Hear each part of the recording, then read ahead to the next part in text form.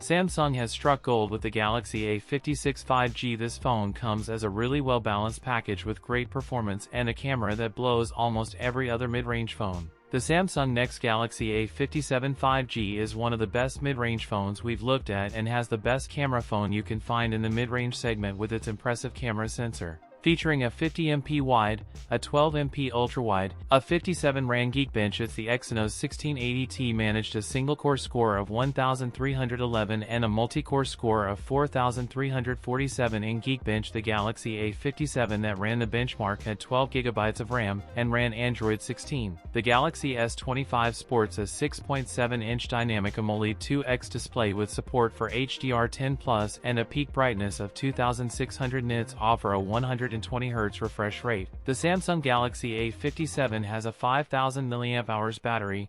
It supports 45W fast wired. The Samsung Galaxy A57 details suggest that the phone will launch in India around June 2026. That's it for today's video. If you enjoyed it, don't forget to like, comment, and subscribe for more content. Thanks for watching, and I'll see you in the next one.